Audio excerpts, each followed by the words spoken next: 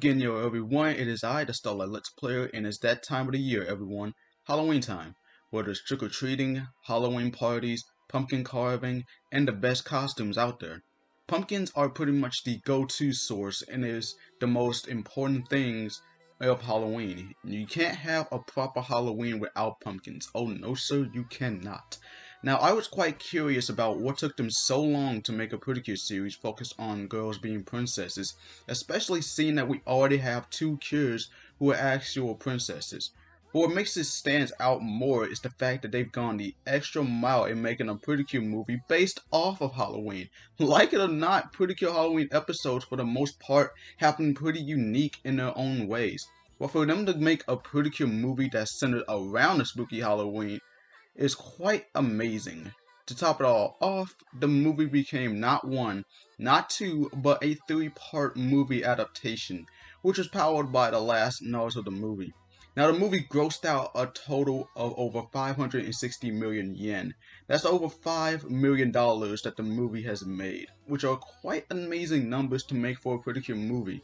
And the best part about it is that it's been released on Halloween Day, which marks this movie's 5th anniversary. The name of the movie is Go Princess Pretty Cure, Go Girl Splendid Triple Feature. Okay, how many explanation marks do they need in the goddamn title? The one who will be behind making this film is Takashi Washio, who's produced the first Pretty Cure season along with Yes Pretty Cure 5, seasons that I find quite passable and decent. Since this was a triple feature, each part will have a director for it, along with two animation directors. Now, at the time of me watching the movie for the first time, I thought it was amazing and I really enjoyed it. It was to where I would consider it as my favorite Pretty Cure movie. But we're now in 2020, so do I still consider it my favorite? Let's find out. Okay, so the first part of the movie is called Cure Flora and the Mischievous Mirror, which was directed by Yukio Kaizawa, who would later direct the 2017 season Cure Cure Pretty Cure a la Mode, with Daiki Nakazawa being the animation director of the first part. And what makes it even more interesting is that the motion capture actor of Cure Flora is one of the Pretty Cure veterans herself, Kaneko Miyamoto. Now that was a smart move from Washio, especially due to her contribution to the franchise, from her amazing performances of the ending themes to her voicing as Cure's sword, and to this day, she's still contributing to the franchise, which is quite amazing hands down. Cure Flora appears in chibi form and has a crystal flower tiara in her hands. Suddenly she ran into a mysterious mirror and she noticed that a bunch of ghosts were pranking her by copying her appearance. So Flora decides to fight back, but during the little competition, she pretty much broke her crystal tiara. After seeing Flora upset and in tears, the ghost decides to replace her broken tiara with a pumpkin dress and crown.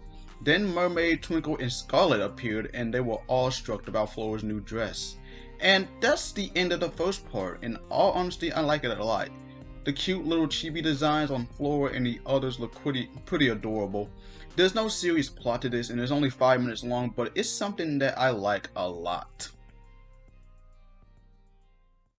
Next, we have The Pumpkin Kingdom's Treasure, which was directed by Akifumi Zako, who was the co-director of First Pretty Cure and would co-direct Hogazo Pretty Cure. Kaori Yamagata will work on the script of the movie and is also the voice of Queen Pumpkin. She also voiced as Anakandi from Yes Pretty Cure 5 Go-Go. So the girls decide to try out a pumpkin cafe, with Haruka eating a giant pumpkin pudding parfait. I'm not even gonna get into how she was able to eat that whole thing, let's just move on with that. They saw a poster where the Pumpkin Kingdom is holding a contest to choose the true princess. Suddenly, a mysterious figure summons a parfait Setsuborg on a rampage, only with Twinkle defeating it in the process. The girls are teleported to the Pumpkin Kingdom, leaving Yui behind. They then meet 3 little pumpkin fairies who led them to the castle. They meet the minister named Warp, and they meet the king and queen of the Pumpkin Kingdom. After hearing Haruka introduce herself, they start to remember their own daughter due to her surname, but only for a short time as Warp uses a gem to show a sales chart, manipulating them into focusing on collecting more money and treasures. Haruka then asks if there's a princess, to which Warp replies saying no, and he then announced the princess contest, where the winner of the contest will be the princess of the Pumpkin Kingdom. During Minami and Killers performances, Haruka notices the three fairies sneaking through the contest, so she decides to follow them. But before that, Toa will stop her first and tells her that she senses a dark power nearby. So Haruka, Automa, and Pafu went to follow the pumpkin fairies.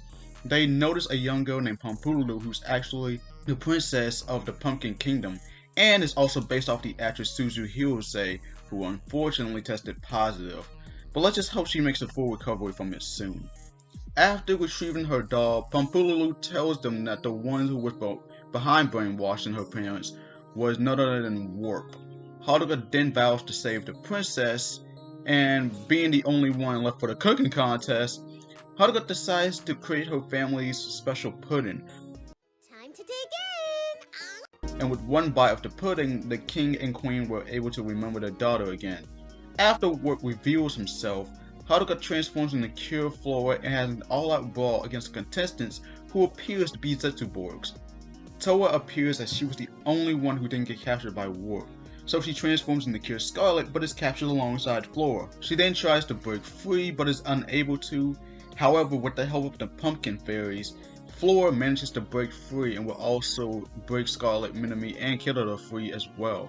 With the Gold Princess team reunited, they face off against Warp, but then he transforms into a ferocious chameleon monster, capturing the king and queen along with the fairies, and devastating everything in his path, and soon he will launch an attack aimed at the Gold Princess girls. That's when Pampululu manages to break free, offering to combine her powers with Flora and the others. A giant pumpkin tree will grow in front of Warp, and as everyone receives a pumpkin, they turn them into miracle princess lights, which will summon the Halloween dress-up keys. They use them to gain new forms, and were using a new attack called the Pretty Good Halloween Eclair, defeating Warp in the process.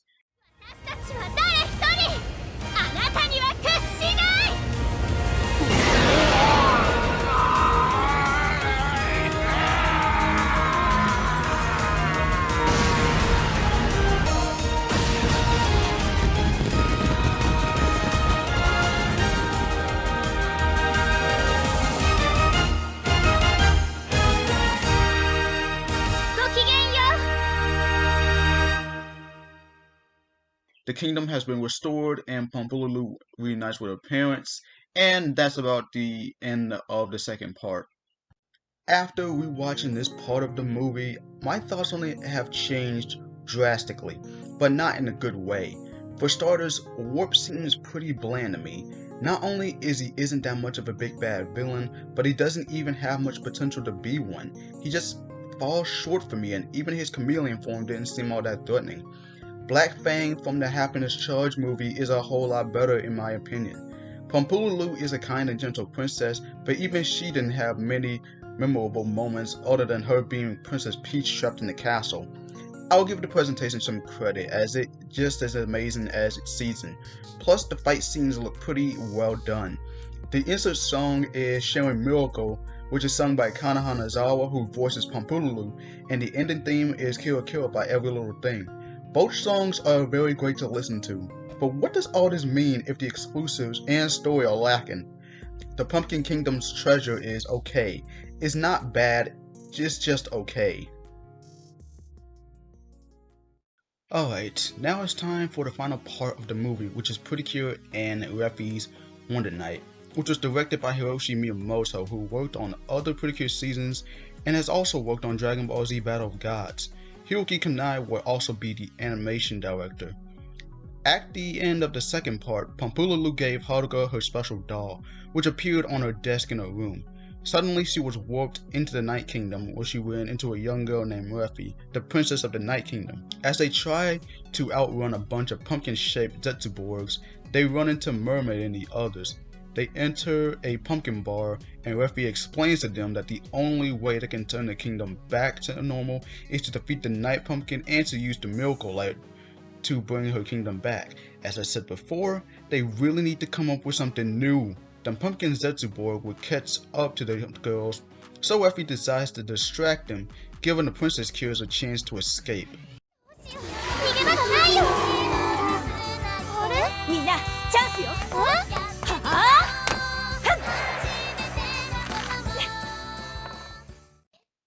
after escaping the Zetsuborgs, Flora decides to head back to find Refi. Luckily, she managed to find her, only to see her in tears after what happened to her kingdom. However, Flora and the others promise to help her get her kingdom back. The girls make their way to where Night Pumpkin is, and as they finally face off with them,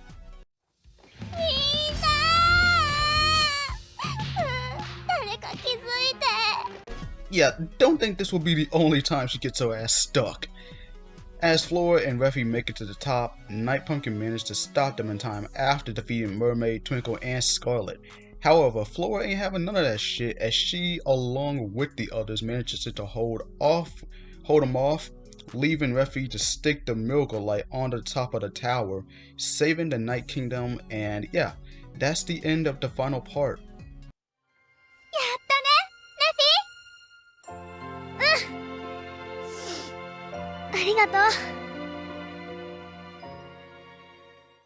My thoughts on this part haven't changed one bit. This shit is still amazing to watch.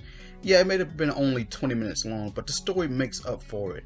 I'm not going to go into how repetitive the miracle lights have become, but for them to use only one to restore an entire kingdom is a hell of a lot better to handle. The Night Pumpkin is a hell of a lot better than Warp. He has the true edge of a villain, the designs of him look really awesome, and to top it all off, he's voiced by Ryusei Nakao, the same person who voiced as Pretty Cure from the Dragon Ball franchise, and Noise from Sweet Pretty Cure. Refi makes up for what Pampululu lacked. Not only is she so hell-bent on bringing her kingdom back, but she's pretty much a mixture between Yui and Seiji. She also has a bunch of memorable moments as well. Kana Hanazawa did an amazing job as Pampululu, but what's insanely awesome is the fact that Refi was voiced by Hinata Uegaki, who was 12 years old at that time, and I'm pretty sure she's 17 years old right now. Not only does she sound amazing, but she even got her own musical score in the movie.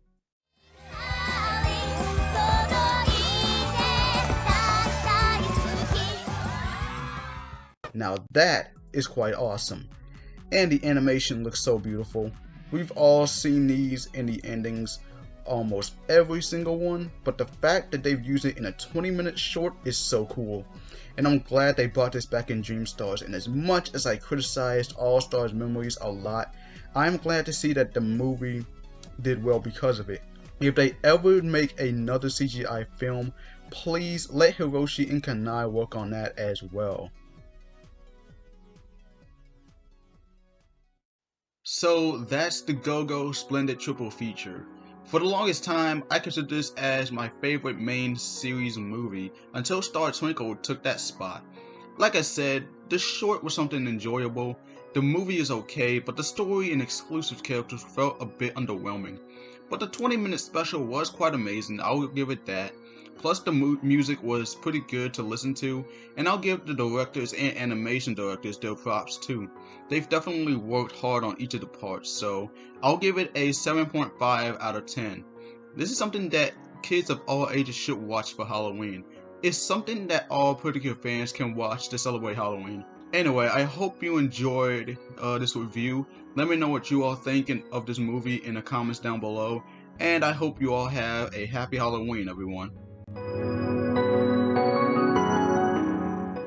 Hey, thanks so much for watching the video. If you enjoyed, be sure to give it a like.